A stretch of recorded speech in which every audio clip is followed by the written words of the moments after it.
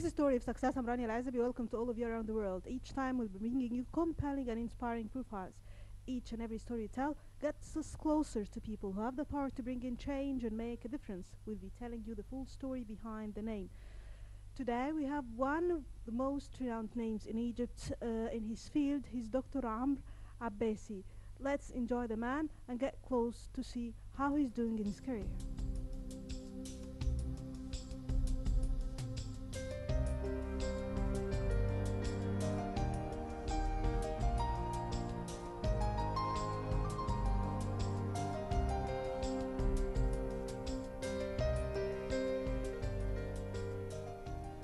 This week in Story of Success, we catch up with Dr. Abbasi, one of the young Egyptian doctors. He leaves you with a sense that his field seemingly with kind of inexhaustible energy. A big factor in his story is that he constantly sought to push boundaries that defines his work.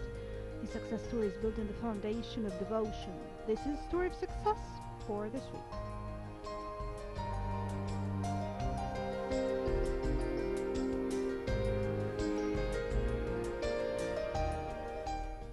Find out if doctors can do well fighting for national projects. Landmines beside being a threat to the life and safety of individuals, landmines in Egypt pose a severe challenge to economic development efforts. Over the past decades, the gravity of this problem has unfolded as landmines have caused the death or injury of thousands of people in western deserts, Sinai and Suez Canal zones.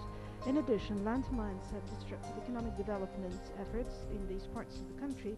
Still, this problem will look graver if we recall the fact that of all countries of the world, Egypt is most afflicted by landmines. He was a part of a medical caravan to Sidi Barani.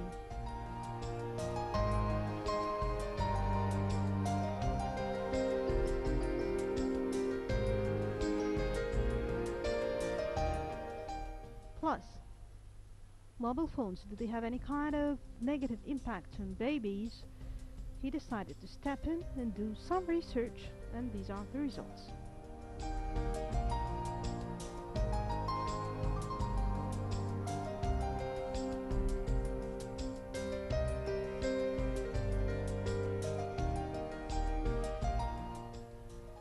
Also, infertility raises its head both for men and women alike.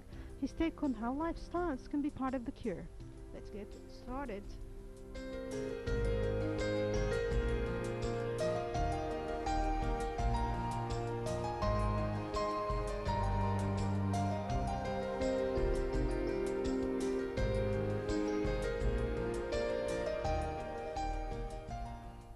We're now here in the National Research Center, and you have an important research about the effects of electromagnetic waves of the cellular phone on pregnancy. Tell us more about that, please. Bismillah ar-Rahman ar-Rahim. First, I would like to welcome you here in the National Research Center. Thank you. I'm very honored to be on your prestigious show. It's a great honor for me to be on this show. Thank you very much. Regarding my research Research. on the effect of electromagnetic waves on pregnant women, Yeah. this was a research that was conducted here in the National Research Center in collaboration with Asr Aini Cairo University. You supervised this research. Yes, I did this research by myself and with the help of other colleagues. And we were experimenting the effect of the mobile phone. This is one of the very famous questions that the patients come to us, and they start asking us, is there an effect of mobile phones during my pregnancy? Is it safe to use the mobile phone during the pregnancy? For you to give a very accurate answer to the patient, you have to be supplemented, or you have to be evidence-based. We did this research, and we tried to use the mobile phones for 5 minutes, and we asked the women to report to us the baby's movements, and we had a special device called a CTG connected to the women, and we were trying to investigate if there were any significant changes in the fetal heartbeat during the mobile The phones. heart of the fetus. It does not affect. This is what the research have shown, that Then there's during no relationship between the mobiles and that pregnancy. there is no short-term impact on the women.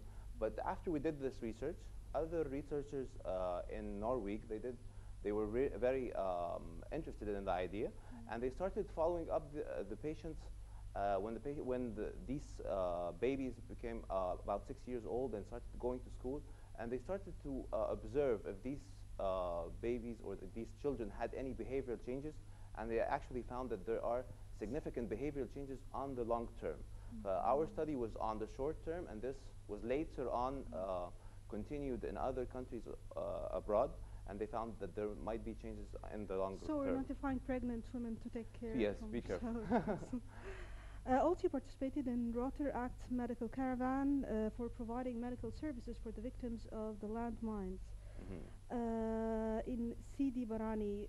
What's the importance of that? This was a medical caravan that was conducted by a very famous group, and they were trying. There's a place called Sidi Barani. It's a place between Libya and Egypt.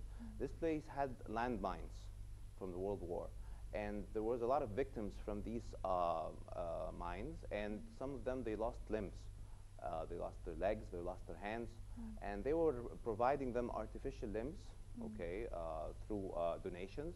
And we were also treating the women in these urban areas because they did not get the adequate medical services that they require. So we were trying to get medications and start employing doctors and start putting them there to help the people, to help their suffering, to help to stop the diseases that they could undertake at this area. Okay, as well you attended actively in a UN model as delegate of France in the International Atomic Energy. Tell us more about this. This was actually during my medical school when I was still a student. So there was a very nice event that was held by the American University in Cairo. They did a model of the United Nations, and in this model, it's represented by different categories. One of them is the International Atomic Energy Agency. And I was the delegate of France at this time, and you start to discuss the political issues, and you start to get a grasp of the different policies of the different countries. And you learn to interact with people from all over the world, because at this event you have people coming, students coming in from all over the world.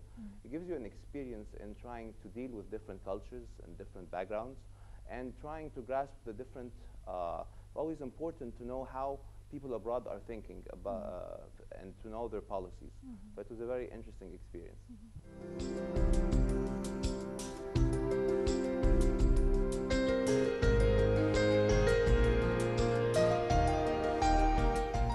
Now we'll talk history a little bit.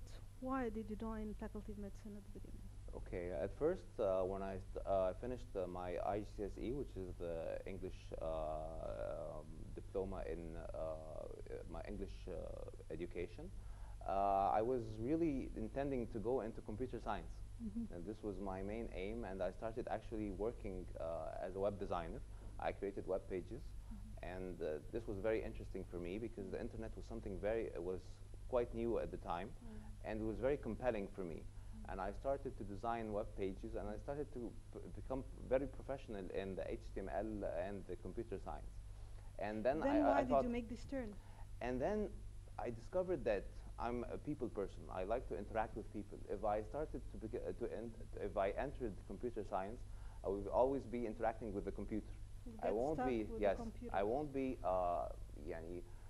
enjoying the interacting with people and listening to them, which is something that I really enjoy. But I decided to go into medicine. And at first, medical school is quite, the first couple of years is more theoretical than clinical. And this was a great disappointment for me in the beginning. I thought that, oh my God, all of this is just books, and just you have to start studying and memorizing and then go to the exam. There was not this doctor-patient interaction, which is quite important for me.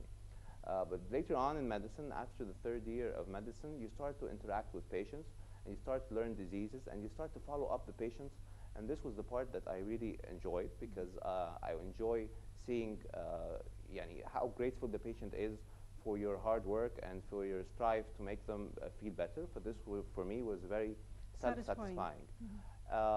And then towards the end of the medical school, you come to a decision, what are you going to choose, your specialty?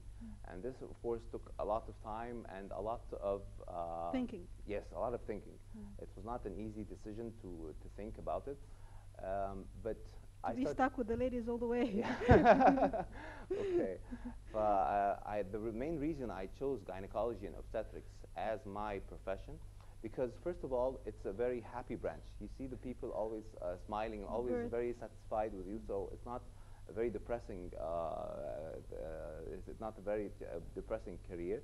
It also has a lot to do with ultrasound, which was very interested in. You employ the ultrasound during the antenatal visits and during the visits of the patients to your clinic.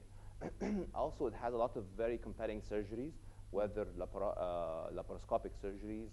This is surgery using very fine instruments inside the abdominal cavity and dealing with the tissues, handling with the laparoscopy, or endoscopy as hysteroscopy, which is entering through the cervical canal into the uterine cavity.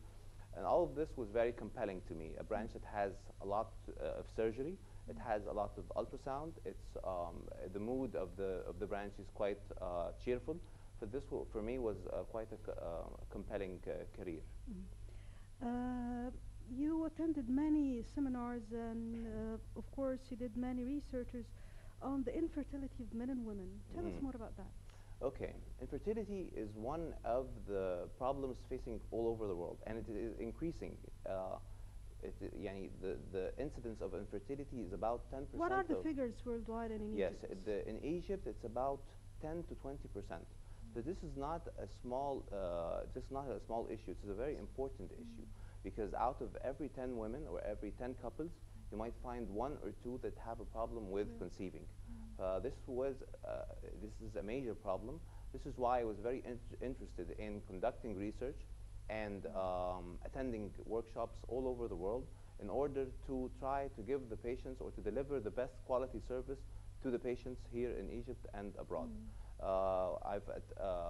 I'm one of the very few doctors here in Egypt that provide the patients with a 4D gynecological ultrasound. This means that we visualize the whole uterine cavity. Yes, we visualize the uterus and the fallopian tubes and the ovaries in order to try to very accurately find or diagnose the problem that is causing the infertility.